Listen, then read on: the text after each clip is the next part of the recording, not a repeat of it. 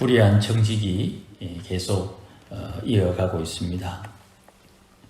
오늘 마무리되면 좋겠는데 혹 어려우면 다음 주까지 말씀 살피려고 합니다. 우리가 두 가지를 먼저 생각을 해야 됩니다. 지금 불의한 청지기가 주인에게 칭찬을 받은 이유는 지혜롭다고 칭찬을 받았습니다. 그런데 우리가 지난 시간까지 살핀 바에 따르면 이 사람이 청지기직을 빼앗기게 된 상황이지요. 청지기직을 왜 빼앗겼느냐, 거기에 대한 두 가지 입장 우리가 정리를 하고 오늘 본문을 살펴야 오해가 없습니다. 첫 번째는 주인은 청지기에게 재산을 관리하게 했지, 재산이 늘고 주는 것은 주인의 책임이다. 이거는 종이 해야 할 일이 아니라는 것, 이 두 가지를 분명히 구별을 해야 됩니다. 우리는 자본주의 체제에 살고 있기 때문에 종이 주인의 재산을 늘려야 된다. 아니, 늘릴 능력이 없다면 주인의 재산이 충나지 않게 해야 된다 하는 자본주의적 생각으로 이 청지기를 보고 불의한 이유, 재산 손해 입혔다. 이것으로 치부합니다만은 더 근본적인 문제는 이 청지기는 주인이 시키는 대로 안 했기 때문에 직분을 빼앗기는 것입니다. 이걸 자꾸 재산과 연결해서 이게 본능적으로 자본주의를 살다 보니까 그럴 수밖에 없습니다만은 이걸 조심해서 자꾸 생각을 정리해야 됩니다. 주인은 청지기에게 재산을 관리하게 했지 재산을 늘려라고 말한 게 아니에요. 그래서 주인의 말에 순종하느냐 안 하느냐 그것 가지고 재산에 관리하는 이 직분을 주인의 소유에 낭비하는 말로 그에게 직분을 빼앗는 것입니다. 두 번째는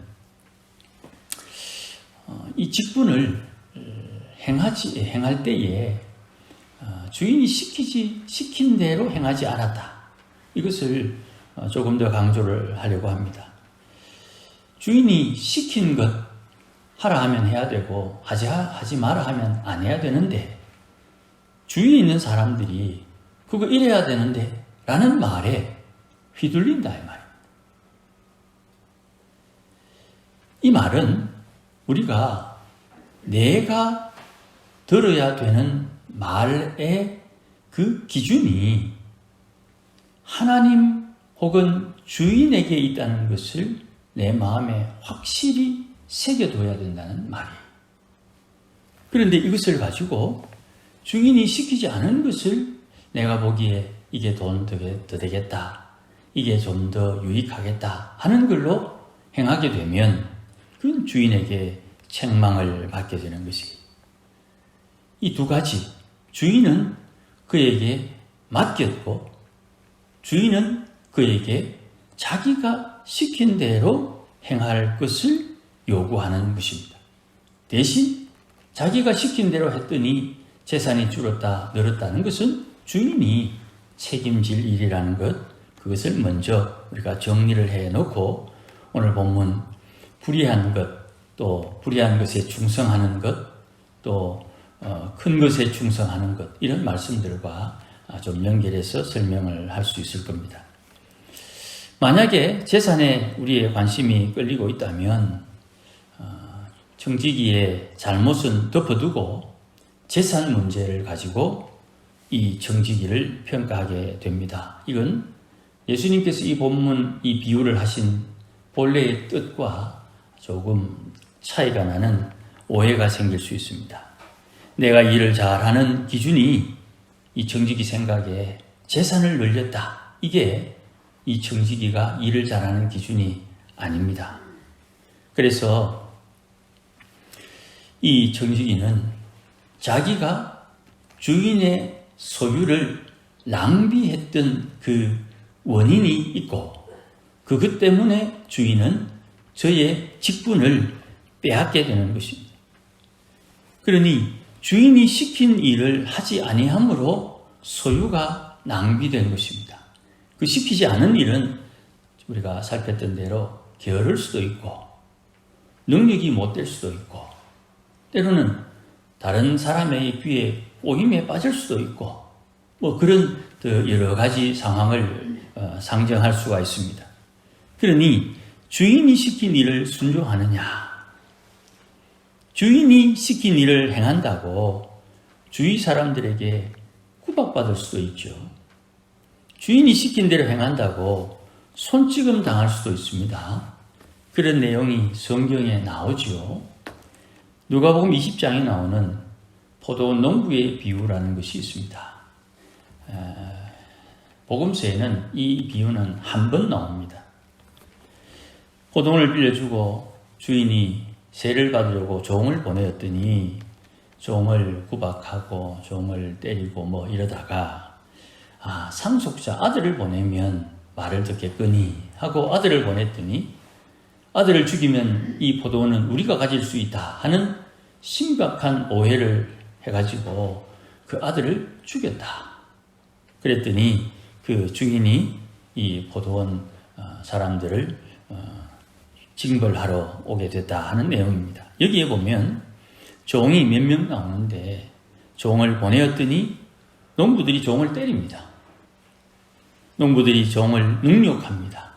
부끄럽게 하고 민망하게 한다는 거죠. 그리고 종을 상하게 했다 하는 것을 이 본문에서 비유해서 언급을 합니다. 이걸 조금 정리를 하게 되면 신앙과 연결해서 말씀을 따라 살면 특별히 마음의 계명을 새기면서 말씀에 순종하면 반드시 말씀의 열매를 맺게 됩니다. 그 말씀의 열매는 계명의 열매는 팔복의 열매입니다. 팔복의 열매 8번째 중에 마태복음 5장 10절 말씀에 의를 위하여 박해를 받은 자는 복이 있다. 우리는 주로 이제 찬송가에도 그래 되어 있습니다만은 박해를 받는 자는 복이 있다. 이렇게 되어 있습니다. 그렇게 우리가 익히 알고 있는데 본문은 박해를 받은 자는 복이 있다. 과거형으로 쓰고 있습니다. 그러니 주인이 시키는 대로 순종한다고 주위로부터 이상한 대접을 받을 수 있습니다. 예수 믿는다고 꼭 그렇게 믿어야 되느냐, 뭐 이런 비근한 예로부터 이러지도 못하고 저러지도 못하는 참 상황이 어려운 형편에도 처하기도 합니다. 예수님도 요한복음에 보면 예수님께서 하나님을 아버지라고 표현하니까 이 유대인들이 예수님을 죽이려고 했습니다. 이유는 하나님을 아버지라고 한다고. 주인이 시키는 대로 행해야 마땅한 종인데 마땅한 것을 행하지 못하니까 쫓겨나게 되는 것입니다. 여기에 우리의 지혜가 있습니다. 오늘 본문을 볼 때 이제 이 불의한 청지기를 한번 살펴보십시다. 이 불의한 청지기는 지금 어차피 쫓겨날 판입니다. 내일 장부 정리해가지고 주인과 회개를 해야 합니다. 그런데 내일 주인과 만나기까지 시간이 남아 있어요. 직분을 빼앗기기로 예고는 되어 있지만 아직도 엄연히 이 집의 청지기예요. 그래서 이제부터 이 청지기가 행동하는 이 모든 것은 주어진 권세, 합법적인 또 주어진 직분에 따라 처리하는 절차입니다. 이 행동이 어제 우리가 지난번에 살폈던 내용입니다. 주인에게 빚진 사람들을 부릅니다. 일일이 불러서 네가 얼마나 빚졌느냐, 기름 100말려, 여기 정서 가지고 50이라 쓰라. 이 행위는 청지기로서 합법적으로 자기에게 주어진 권한을 행사하고 있는 것이에요. 그런데 우리는 생각을 어떻게 하느냐 하면 이 청지기 이거 도둑질한다 이렇게 생각하죠. 맞죠? 도둑질하는 거 맞습니다. 그 도둑질하는 그 행실을 예수님은 지혜롭다 그랬습니다. 제 말이 아니고 예수님의 말씀입니다. 예수님이 말씀하시기를 나를 믿으면 살고, 예수님 믿는다고 산다고 말씀하는 그게 합리적으로 이해가 됩니까? 그런데 예수님은 말씀 하나님, 이 땅에 우리를 구원하러 오신 주 예수님으로 우리가 믿기에 그 말씀의 권위를 기준으로 두는 것입니다. 또 다른 사람 불러가지고 밀 100석을 빚졌다고 할 때 80으로 고쳐라 하면서 지시하는데 이 행실이 예수님의 표현에는 지혜다 이 말입니다. 우리가 볼 때는 사기치고 도둑질하고 거짓말하는 것이죠. 이 일을 가지고 주인이 이 세대의 아들들이 빛의 아들들보다 지혜롭다 이렇게 표현을 했어요. 그러니까 이 예수님의 평가를 기준으로 이 본문을 이해를 해야 되는 것입니다.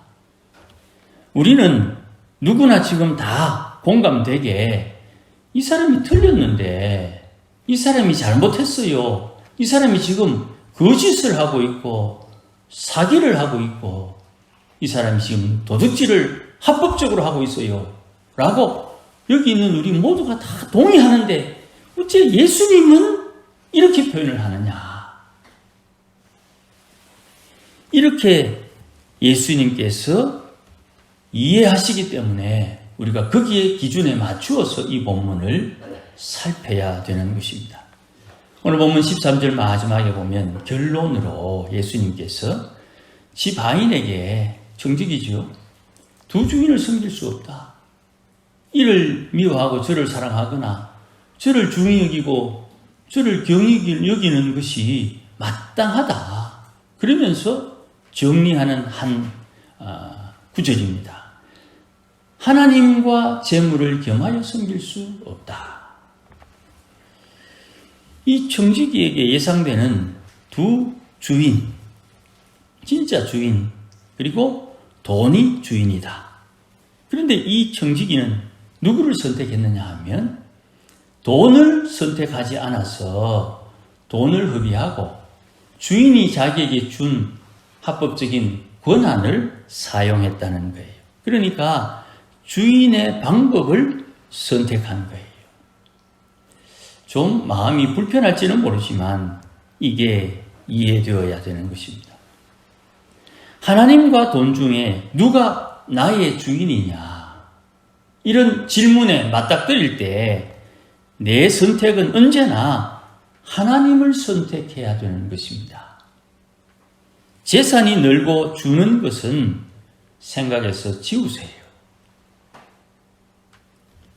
이 직분을 빼앗기고 난 뒤에 내가 어찌해야 되는지를 고민하고 있는 이 청지기에게 주인이 준 마지막 기회를 가지고 이 사람이 자기에게 유익한 것을 선택하고 있습니다. 어차피 내 재물은 아니지만 이 재물을 결정할 수 있는 권한을 지금 가지고 있는 상황에서 비록 이 권한은 내일 주인에게 빼앗기겠지요. 그러나 아직도 내가 사용할 수 있는 이 권한을 사용해서 내 것이 아닌데도 불구하고 위임받은 주인의 재물을 마치 내 것인 양 불의한 재물로 칭부를 만드는 것이 지혜다. 이렇게 예수님께서 말씀을 하신 거예요. 어차피 주인에게 이 청지기가 손해를 끼쳤기 때문에 직분을 빼앗기는 거예요. 그러니 그냥 표현을 하면 이렇습니다. 50만 원 손해 입혀서 빼앗기나 100만 원 손해 입혀서 빼앗기나 어차피 직분을 빼앗기는 것은 변하지 않는다는 것을 우리가 깨우쳐야 되는 것입니다. 그러니까 이 13절은 누가복음 16장 여기에도 나오고 마태복음 6장에도 동일한 표현이 나와요. 한 사람이 두 주인을 섬기지 못할 것이니 혹 이를 미워하고 저를 사랑하거나 혹 이를 중히 여기고 저를 경히 여김이라. 너희가 하나님과 재물을 겸하여 섬기지 못하느니라. 이렇게 예수님께서 마태복음 6장에서 말씀하시는데, 마태복음 6장 24절 바로 앞부분에 무슨 말씀이 있느냐 하면 너희의 재물을 하늘에 쌓아두라 하는 말씀이 있어요. 좀과 동록이 도적이 너희의 재물을 훔쳐가지 못하도록 하늘에 재물을 쌓아두라. 재물이 있는 곳에 너희의 마음이 있다 하는 비유를 주시면서 이 결론을 동일하게 말씀하세요. 그러니까 이런 겁니다. A가 B면 C가 B다. 이것이 이것이고 저것이 이것이면 이것과 저것은 같다 이런 말입니다. 좀 어렵게 설명을 해서 죄송합니다만 큰 금덩어리도 금이고 적은 금덩어리도 금이다. 그래서 큰 것도 적은 것도 다 금이다 이 말입니다. 하늘에 보물을 쌓아두라 하는 비유의 결론도 두 주인을 섬길 수 없다. 불의한 청지기의 비유도 두 주인을 섬길 수 없다. 결론이 같으니까 하늘에 보물을 쌓아두라는 비유와 불의한 재물로 친구를 사귀라는 비유는 같은 비유다 이런 뜻이에요. 그러니 마태복음 6장에 보물을 하늘에 쌓아두라는 이유가 뭡니까? 알죠? 좀과 동록이 해하고 도둑이 훔쳐간다. 그래서 하늘에 보물을 쌓아둬야지. 여기에 도둑은 죽음이라는 도둑입니다. 마찬가지로 오늘 본문에서 불의한 재물로 친구를 사게 하는 이유가 죽음이라는 시간이 다가오면 주인이 맡긴 그 직분을 빼앗아 갈 때에 남은 것은 생명은 어차피 빼앗길 것이지만 친구가 나를 영접할 이유를 미리 준비해 두라는 것이에요. 그러니 여기서 말하는 재물이 있는 곳에 뭐가 있겠습니까? 예수님 말씀에 사람의 보물에 사람의 마음이 있다. 사람의 마음은 재물에 있다. 그러니 죽음을 맞이한 뒤에도 내 마음이 머무를 곳이 어디인가? 거기에 내 마음이 있다. 그 재물을 누구에게 맡겼는가? 친구. 내게 가장 소중한 재물, 소중한 보물을 죽음 뒤에도 썩지 않고 빼앗기지 않고 보관할 수 있는 친구에게 맡겨라. 이렇게 되는 거예요. 이게 좀 뭐 이렇게 저렇게 설명을 했지만 이해가 되시기를 바랍니다. 그러면 계속 우리 마음속에 불편한 게 하나 있어요. 저 역시 마찬가지로 이 문제 때문에 많은 고민과 또 기도를 많이 했습니다만 이 사람이 지금 분명히 도둑질하고 있는데 왜 예수님은 이를 지혜롭다고 했는가 하는 것을 오늘 본문 10절 이하의 말씀으로 우리가 추리할 수가 있어요. 작은 것에 충성하는 자는 큰 것에 충성한다. 그렇죠. 그래야 되고 작은 것에 불의한 자는 큰 것에도 불의하다. 그렇죠. 그렇게 될 것입니다.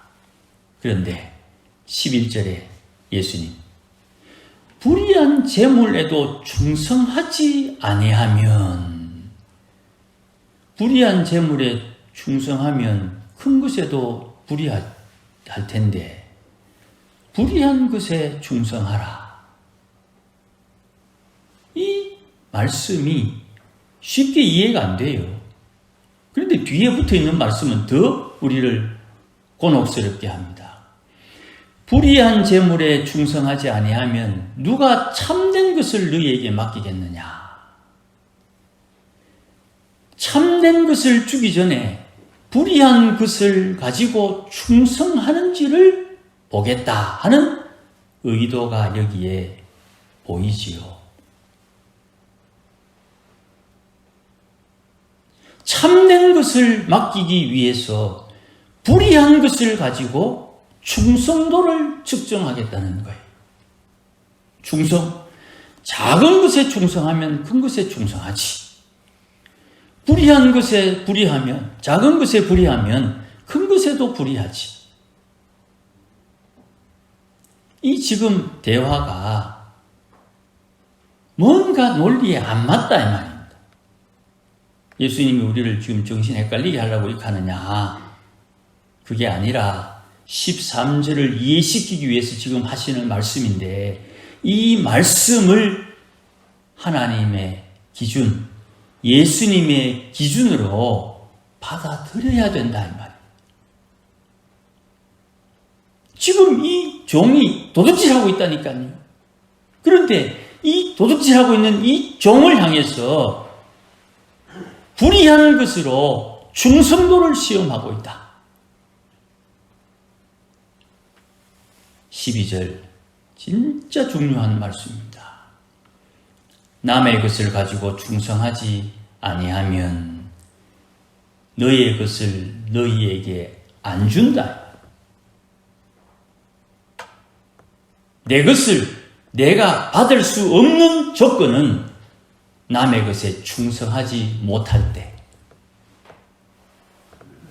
여러분, 지금 이 12절, 11절 말씀은 예수님 말씀입니다. 이 예수님 말씀은 진리입니다. 예수님 말씀은 기준입니다. 이 예수님 말씀 성경에서 지우개로 지워버리면 계시록에 나오는 말씀처럼 그리 되는 것입니다. 그러니 울며 겨자 먹기로 이 말씀을 인정을 하긴 해야 되는데 내 마음은 불편하다 이 말이에요. 도대체 이 말도 안 되는 말씀을 예수님께서 왜 이렇게 강조하시느냐. 이 사람이 도둑질한다는 생각을 지우고 이 말씀을 봐야 됩니다. 다른 말로 계명을 마음에 새겨야 된다 이 말이에요. 계명을 마음에 새기고 보면 불의한 재물에 충성하는 내가 이 땅에서 돌아가고 있는 많은 일들, 주님께서 만든 상황과 형편과 처지 가운데 주님께서 순종하라고 만든 이 상황에서 순종하는 그 충성도를 통해 가지고 주님께서는 내인데 진짜 참된 것을 맡기겠다는 거예요. 이게 히브리서에 나오죠. 믿음이 있는 사람은 하나님께서 계신 것과 하나님을 찾는 이에게 상 주시는 것을 믿어야 그게 믿음이다 그랬습니다. 우리는 우리가 알고 있는 지식과 경험과 또 우리의 이해하는 범위에서 하나님의 말씀을 깨우치려고 애를 쓰지만 언제나 하나님의 말씀은 우리보다 크죠.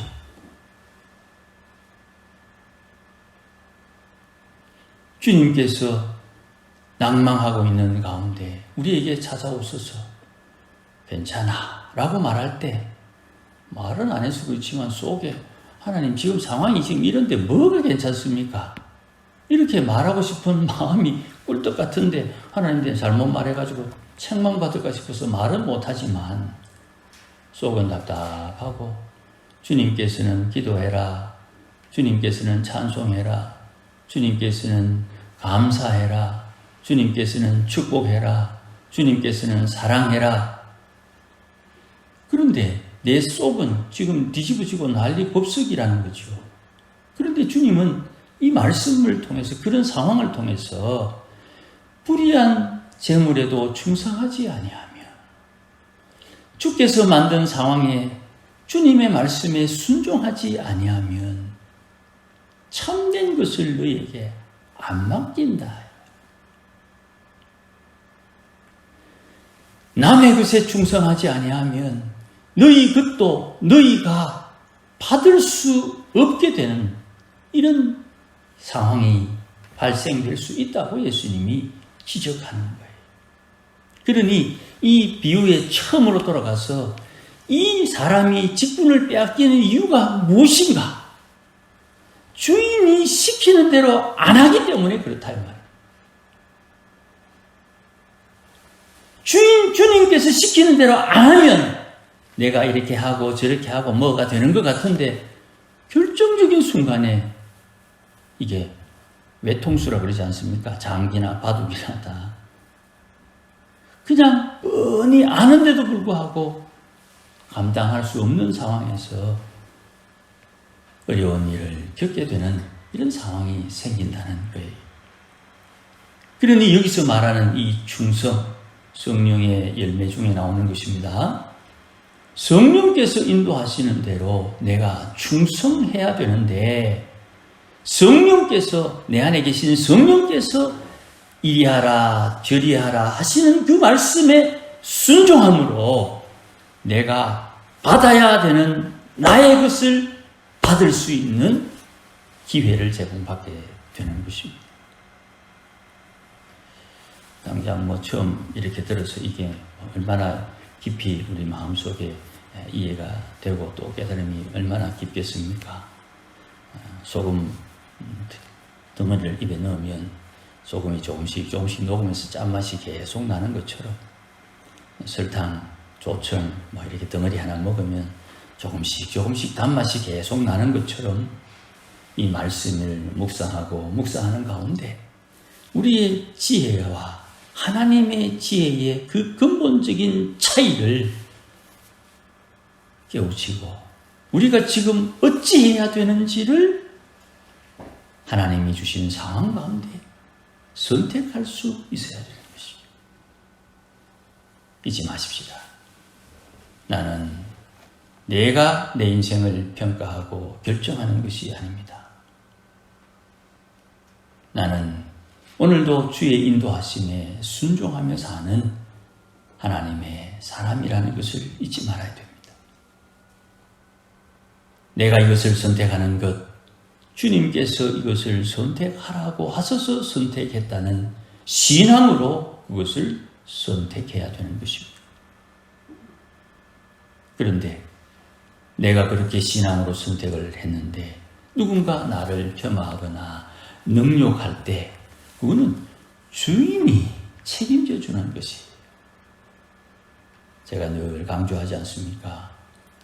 왜 성도를 대접해야 됩니까? 성도 안에 계신 하나님을 보기 때문에 성도를 대접하는 것입니다.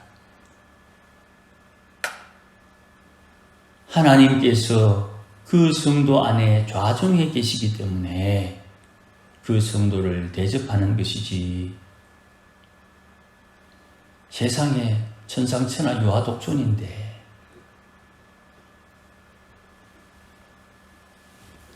하나님께서 역사하시고 주의 손에 붙들려 있으니 오늘도 그렇게 겸손하게 순종하며 사는 것입니다.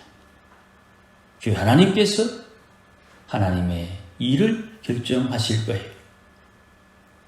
하나님께서 나의 불의함을 들추시면 내가 아무리 애를 써도 그 불의함을 감출 수 없고요. 주께서 내 불의함을 덮어주시면 내가 아무리 누군가에게 덜추어내도 그게 덜추어지지 않는 것입니다. 이미 우리는 그걸 다 알고 있어요. 그러니 지금 내가 이 시간, 이 상황에서 무엇을 선택할 것이냐? 그것은 주님의 지시하심에 있는 거예요. 하나님께서 우리 각자에게 주시는 말씀에 순종하고 성령의 인도하심에 따르고 성령의 감동을 따라 주님 앞에 순종하는 것이에요. 이것을 통해서 나는 상황이 이렇게 됐고 이런 형편이고 주님께서 억지로 하라고 해서 순종했을 뿐인데 주님은 내게 참된 것을 맡기고 내가 마땅히 받아야 될 것을 내게 주시는 거예요.